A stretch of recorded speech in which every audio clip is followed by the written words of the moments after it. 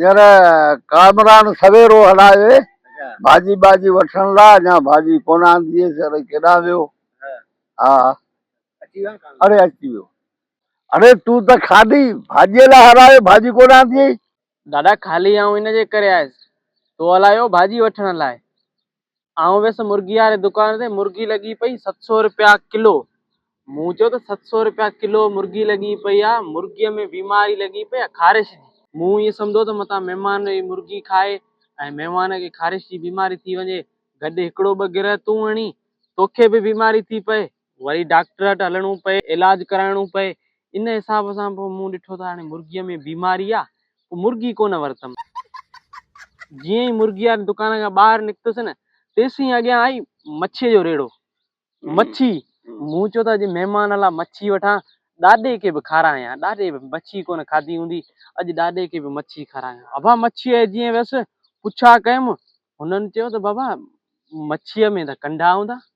हण मूं चयो कंडा मता महिमान खे को खुदा न ख़ासि, हिकिड़ो महिमान भले ख़्याल सां मच्छी खाए पर हिकिड़ो अटकी पए पोइ महिमान खे कुझु मता मरी न पए, या वरी ॾाॾो को खाए ऐं ॾाॾे खे कुझु लॻी वञे, ॾाॾो मतां पोइ हलियो वञे।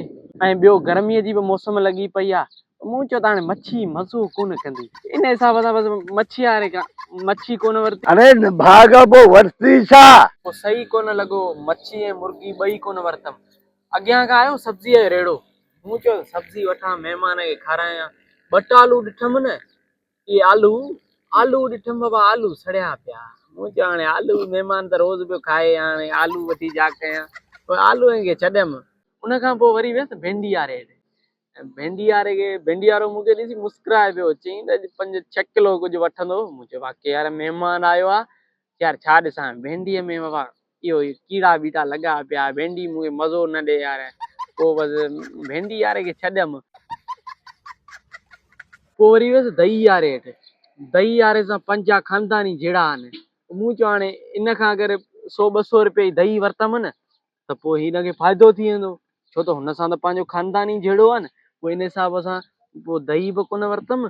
ऐं बाक़ी रही ॻाल्हि चांवरनि वारी, चांवर अॻु में पाण जिन दुकान तां वठंदा आहियूं न, उहो दुकान बंदि लॻो पियो। अरे वो नेठ आंदी छा? का शइ मूंखे सम्झ में न अचे, आऊं ख़ाली मोटी आयुसि। बाबा कामरान खे हलाए तो का शइ कोन वठी आयो। हाँ जेका तुंहिंजी मर्ज़ी। दादा मूं चयो आऊं हिकिड़ो सुञो आहे, पर तव्हां ॿई मूंखां ॿई मथे सुञा आहियो। भाऊ तरसी पियो, सुभाणे कुझु तितर मारायूं। भाऊ न महिरबानी, अॼु तो फाड़ा मारे छॾिया, सुभाणे तो तितर माराईंदे। असांखे ॿिया बि कमकार आहिनि, हलूं पिया ॿई सुञा ॻिची में लॻा आहिनि। दादा ही हमरा त हलियो हुयो, पर वेंदे वेंदे कुते वारी करियो।